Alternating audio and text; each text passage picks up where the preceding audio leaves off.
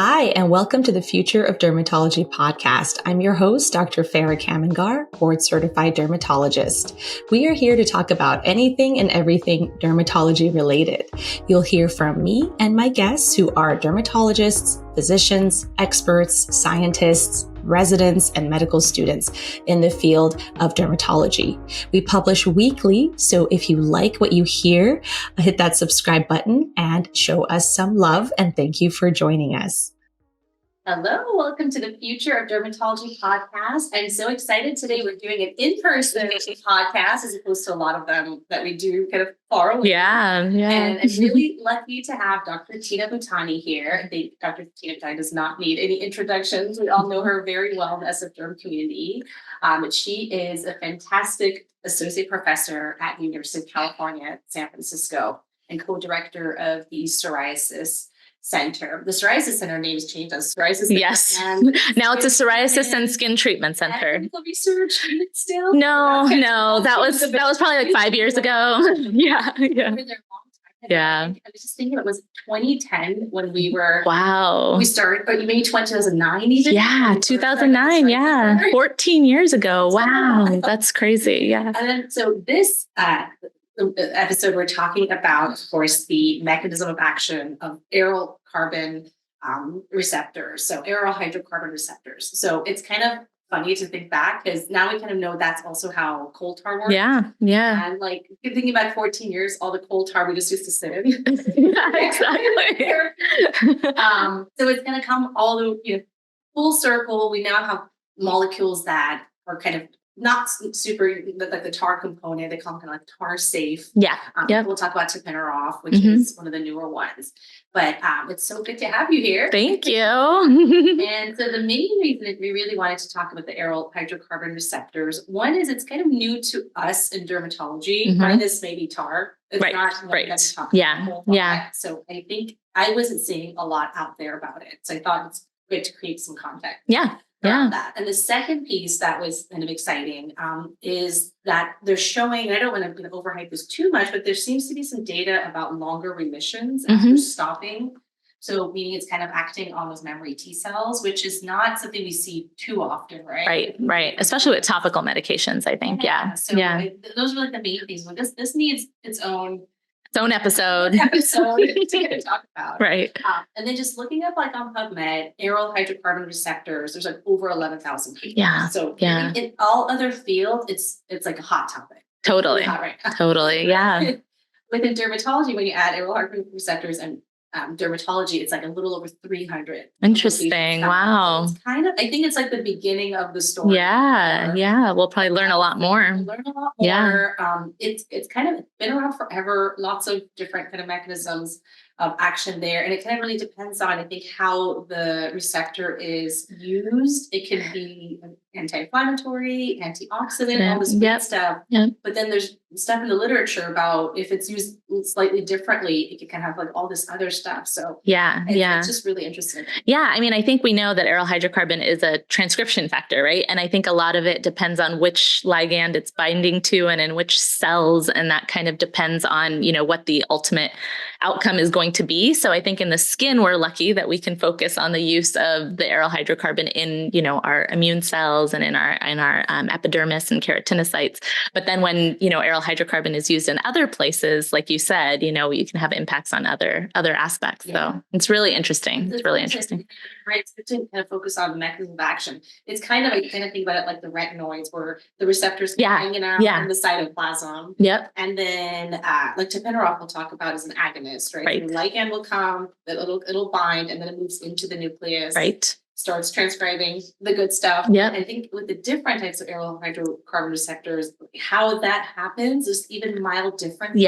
Yes. Is like a huge difference. Where it binds, how it binds, how tightly it binds. So these are all the kind of, intricacies that I think we'll learn a lot more about in the future. It's really interesting. Yeah. And then I think I was looking at the chemical itself. It is like Tapinarof specifically is very similar to even resveratrol. Oh, but it sounds interesting. Like they actually do completely different things. Even though they sort of kind of like, are they both antioxidant? Yeah. Structure is so similar, but just tiny differences. So I think it's just so interesting the things that's super interesting. Find over time. So the story of it was, there was this, actually I'll link this publication below the show notes too, but there is one kind of like this 15-year review that one of the authors wrote about, kind of like the story of how they came across. Yeah, came up with Tapinarof. Yeah. I actually look it up again to for all the big words of the name of it. It was like some nematode. It was a nematode. Yeah, yeah, exactly. So I think they found that there was a nematode that was biting insects or infecting insects. And when those insects died, they found that they were kind of like delayed petrification, basically. So they learned, they're like, wow, this is weird. The insects that were bitten by this nematode end up kind of like decaying slower than the insects that weren't bitten by the nematode. And so these scientists went in to try to find out a little bit more about what was going on. And that's when they found, what is now Tapinarof. I think at that point it was called something else, which is a long scientific name. I can't remember. But yeah. Yeah. Like this little microbiome type of thing, this microbe inside a nematode, right? Like, yeah. Again. I know. I love it. I love it. Yeah. Exactly. Exactly. And total aside, I always think it's interesting with like natural therapies. Like, I don't think people realize in nature, microorganisms and creatures are always trying to like kill the other one for an evolutionary advantage. So I do think the science part is also needed. Yeah. Even the molecules that are out in nature, these tiny differences and have like a completely different outcome. Yeah. So yeah. Say for science. Fascinating. Actually, go science. Go science. We do figure out what these things do on a molecular level. Yeah, absolutely. That was the history of it. And I wonder, do you think that's why none of us at the Psoriasis Center are aging? Just was faster. We were just inhaling it for so many years. Yeah. We'll see. That's funny. That's how it started. Years of drug development takes forever. And then psoriasis trials first. I think those were the first. I think psoriasis, and I think it went through a few iterations. It was, the studies were started by one company, and then, another company bought it over, and then finally it ended up with Dermavant, where it is now. And then, yes, I think the psoriasis trials were the first kind of phase 1, pilot testing that was done by a group in Canada. And then from there on, they immediately saw that even, using it at these crude concentrations was effective for psoriasis. And then these companies went on to develop it. So it's been pretty cool. Yeah, and then I should mention we're doing a 3-parter where we're talking about the mechanism first. Actually, the next one I'll ask you a lot more about that actually, and efficacy and side effects and all the things that they can notice with it. Actually, the third part we'll talk about access, which is always hard. As well. So this one is just really kind of giving attention and time to the mechanism of action of a new, to us anyway, I think, a new in dermatology. Dermatology molecule. I was kind of looking into other fields. I'm like, what else can we do with it? So there's definitely work being done. There's even anti-cancer kind of therapies. And I'm not talking about Tapinarof right now, just the Aryl. The mechanism. Receptors. They're studying oncology. I saw some really cool trials, and I'm no expert in this. This is like a very superficial receiving of the data, but there's trials where it works on even those clock genes that like affects their sleep. Yeah, which we know is important for circadian rhythms. Can we go to that? Yes. I'd love to hear. I'd love to talk about sleep. Yeah. No, I think what we're learning a lot about is that within our immune system, even our immune system has circadian rhythms. And so we know, for example, in the middle of the night, if you check inflammatory markers or check levels of things that we talk about, like TNF alpha or IL-17, they're oftentimes elevated more in the middle of the night or early morning compared to, evening and other times. So I think we're learning more about how our immune system has a circadian rhythm, the impact of those circadian rhythms on like skin health, but then also skin disease. Obviously there's inflammatory skin diseases. So I think we're gonna be learning a lot. So when I saw that paper about, aryl hydrocarbon and its impact on circadian rhythms, I thought that was super interesting because I've been trying to find a connection for many years between sleep and the skin. Yeah. I think that kind of thing is just, it's we kind of know you should probably get a good amount of sleep. Yeah. That's good for you. That's like, something you just kind of generally know about. Yeah. I think just finding those molecular connections. Yeah. So even, a few hours of sleep loss chronically over a period of time can increase. It's like basically a natural pro-inflammatory state. So if you look at like levels of inflammation in someone who's not sleeping, versus someone who sleeps well, there's a stark difference in the like inflammatory factors. And these are in people without even psoriasis. So you can imagine, or inflammatory skin diseases. So you can imagine if you have baseline high levels of inflammation, and then on top of that, you're not sleeping because you're either itchy or, other things are going on, those levels of inflammation just go up. And my theory is, I think that, probably makes it tougher to treat. So we shouldn't just be treating the skin. We need to be looking at all the environmental factors that could help us with kind of treating these patients. Yeah, absolutely. It's a lot more to come. Yeah. How much we should sleep. Yeah. And then the other kind of, again, not an expert in this at all, just superficially skimming it. There's a good amount of papers on aryl hydrocarbon receptors with like lipolysis. I think a lot of it was still more like mice models and like that. Yeah. How it can affect actually the metabolism and burning fat. Yeah. So that's an interesting one because we know, exact connections there are, but like we know there's an association, right, between psoriasis and obesity and metabolic disease and, things of that sort. So that could be super interesting. So many of these, a lot of times it's just looking outside of dermatology and seeing what else is and what we could kind of learn from, especially as I find we're getting more and more kind of outside of just skin right now. We're starting to, actually, also as a side, should we talk about any updates with what we should be screening for metabolic disease, all the other things, just as a reminder. This psoriasis patient. Right. No, I think it's always good to view this psoriasis patient, especially, and probably other skin diseases we'll soon learn as well. But the psoriasis patient as kind of a whole patient, right? So yes, we want to treat the skin, but these patients we know, are more likely to be obese. They're more likely to have diabetes. They're more likely to have cardiovascular disease. So even if a simple thing like checking the patient's blood pressure, or if they don't have a primary care doctor, especially, once a year, checking a fasting lipid panel, it's not that hard to do. And it could be really impactful for those patients. Yeah, it's really true. It's funny. In certain instances, like for someone on Accutane, we're checking these things all the time.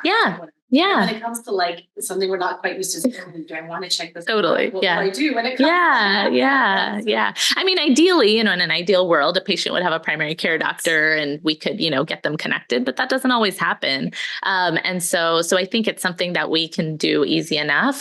Joel Gelfand out of UPenn is doing a study looking at these like care coordination centers to basically help dermatologists with things like this. So, if we know a patient is at high risk for heart disease, getting them connected with cardiologists and other care teams can be really helpful. Perfect. And I'm just kind of thinking last minute things I'm going to say on mechanism of action before we go into efficacy, things like that. There's just so many cool things I've been seeing. Maybe we'll take an aside to talk about coal tar, even though it's kind of the Tapinarof and those molecules are kind of like tar safe ones. Yes. Because you're taking out maybe potentially some of the. So it's no longer stinky. It's no longer greasy and gross. Like it's not like you're putting coal tar all over yourself. Yeah, exactly. I still use tar and I still recommend tar to my patients, but every once in a while you see a patient who's still like, really? Yeah. That's terrible. Right. Well, tar has, I think, tar has over 10,000 ingredients in it. We don't even know all the ingredients that go into tar. And yes, we think probably the main mechanism is through the aryl hydrocarbon receptor, but there's probably a lot of other things going on. That being said, I think the jury has been cleared many, many years ago that tar is totally safe. We are not increasing the risk of cancer. We're not, the FDA has written specific statements saying that it's not a carcinogenic, ingredient. So I think that book has been closed. Yes, that has been debunked. Kind of comes, I can still see patients, even if I tell them just use an over the counter. For seborrheic dermatitis, just use an over the counter tar shampoo, for example. There's a little bit of nervousness. I mean, I think it gets back to like, it's like a petroleum byproduct, right? And so people are thinking, we get the same thing about Vaseline, right? Like petroleum jelly. And I'm like, it's petrolatum, not petroleum. And so, I think it gets back to those old, tales that we're all used to hearing. I should find some of those asides. It's really great to establish safety, of course. Yes. So something like coal tar. But then I find so much gets focused by public on that kind of thing, where it kind of takes away from the scientific exploration of that molecule. If the FDA and all the scientists could spend a little bit less time over and over again. That it's safe. Yeah. They could spend that time. Okay, Yeah. let's look at what it's doing to the Aryl-hydrocarbon receptor. Yeah. Yeah. Teach us about the next molecule and how is it affecting it slightly different than Tapinarof or resveratrol. Yeah, that's such a good point. And I think that's where kind of, popular culture sometimes gets in the way, right, of our science, because then we have to kind of backtrack and prove that these mechanisms are safe and they're okay before we can then move forward with the science. So yeah, that could be a whole other podcast episode. Yeah. Yeah. Yeah, totally. You say basic scientists. So it's a slow process, right? Yeah. Plants, you have it's not easy. It's not easy. Yeah. So it's just really, I think it's really cool that these more mechanistic studies are being done. Yeah. And a more newer drugs are being put out. I find it's really exciting for psoriasis. Acne, I feel like it's been a little stale, right? Like more of the same thing. More of the same thing, just in new formulations. Yeah. Yeah. Yeah. That'll change. Yeah. But I think, with all of the inflammatory diseases, I think we're making a huge impact. I mean, you talked already about the aryl hydrocarbon receptor and the impact on resident memory T cells, which I think was like new mechanistic information that we just got in the last couple of years. And it's interesting because, we talk about remittive effects with coal tar, right? That's one of the advantages of using coal tar is that you treat them and then they stay clear for a long period of time. And I don't think we really understood why that was, but now through the studies with Tapinarof that have been done looking at that the aryl hydrocarbon receptor, when you agonize it, it can actually inhibit resident memory T cells and activation of those cells, which therefore, if we don't have memory T cells in the skin, we can keep the skin longer, clear longer. So I think those kind of things are really, really interesting because we learn even through the clinical trials, like what our findings are. And then we can say like, oh, well, why is that happening? And then kind of backtrack and look at it. Yeah. That's the second thing that was so interesting to me about this was that, so we should spend some time talking about that. Yeah. I'll go kind of broader. We always talk about like cure for psoriasis and cure for psoriasis will happen. Yeah. And I'd be curious to see what you think about that as well and how we're moving towards that direction. Yeah. But like current state of being, I'm sort of if we can at least get those T cells to stay away for a really long time. Yeah. It's kind of, like almost like a cure. Yeah. It's good for a long time. Right. You're not putting something on or cream for every single day. Yeah. I think this came up last year with the National Psoriasis Foundation, the Scientific Advisory Board. There was a lot of talk about, what is a cure and like defining a cure. And, we know a cure is basically you treat someone and their disease never comes back. But then, remission, is remission while on treatment truly remission? Because when you think about, when we talk about cancer remission, usually it's like it goes away and they're not on chemotherapy, they're not on treatment, their cancer stays away and therefore they're in remission. But I think in dermatology, I think what we're learning is that remission is probably more kind of like this on treatment remission. Like as long as patients continue to treat, their disease will stay away. And so at this point, I think that's probably the closest thing to a cure that we have, but that's even awesome, right? I mean, yeah. I'm going to steal that. Yeah. Remission on treatment. Yeah. Yeah.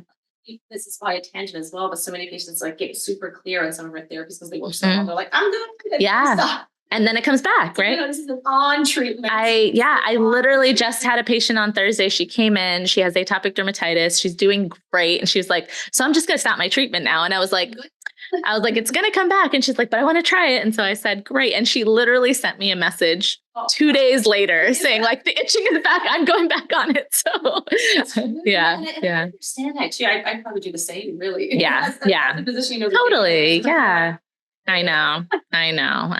Yeah. But it's good. It provides hope, like these patients are so hopeful that like their disease might go away. And so at least on medicine, they can focus on every other part of their life. Yeah. Totally. Medication. Totally. And then so a long time ago, we used to do eczema to try to kill. I mean, we still do eczema, but like in our studies, we're trying to do blast the T cells. Yeah. Which essentially we were probably doing the same thing, right? I think back then we probably didn't even know about the resident memory T cell at that point in time. Yeah. But I think that's what we were doing when we were saying we were blasting the T cells away. We were probably blasting away those resident memory T cells, which is why we were able to get patients clear and in remission for a longer period of time than like regular phototherapy. immunotherapy. So yeah. That would get some cool results. Yeah. Minimal blistering dose. Yes. Yep. Coined by Chris. Yep. Right? MBD. Gristatelli. Now it's Tatelli. Minimal blistering dose, also known as just blast this. Yes. Exactly. As high of a dose as is tolerated. Exactly. Yep. To calm the burn. Calm the burn down. Yeah. Exactly.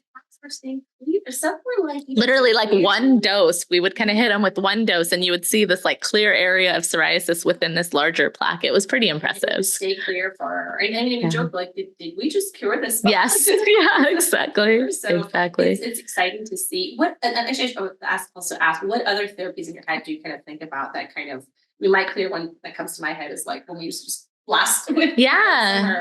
You kind of see is that kind of the long-term remission. Yeah. I mean, again, at this point, I think about coal tar and I think about Tapinarof. I think those are the two kind of, most simple drugs. But again, I think with all of our medications, as long as we continue to use them again, chronically, we're probably making an impact on those resident memory T cells. And I do think that some of the, we talk about the biologics and now, we keep decreasing the frequency of dosing, and that's sometimes related to the half-life, but not always. So we're probably also kind of impacting the resident memory T cells through those mechanisms, right? That's why we can now go like 3 months, without redosing patients, essentially, because we're probably making an impact on that. Yeah. A lot of this like detail of science, are there a lot of studies looking at that and the biologics is what's happening? Yeah. Actually, at UCSF, we have a number of investigators that are looking at, the impact on resident memory T cells and maybe even how we can target those resident memory T cells as like our next step in therapeutics, right? So there's some science going on there and finding like, well, why don't we just kind of directly target those cells, right? Rather than kind of like beating around the bush. Right.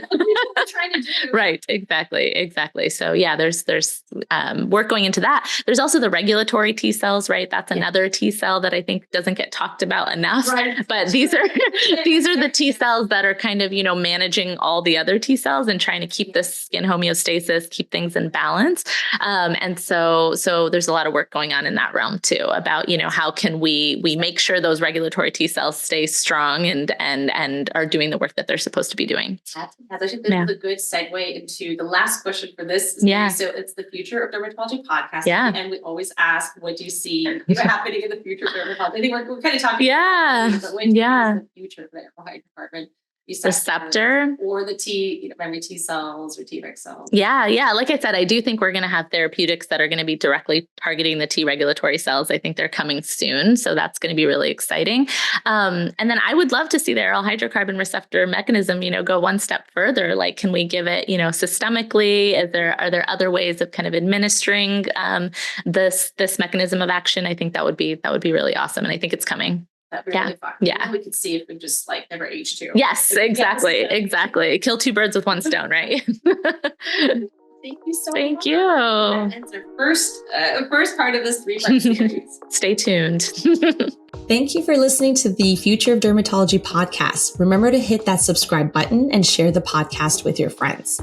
The more you share and subscribe, the more we'll be able to grow and share our dermatology knowledge. If you have burning dermatology questions, feel free to leave them in the comment below, and we would love to address them in a future episode. And please note that this podcast is not intended to substitute for medical advice from your doctor.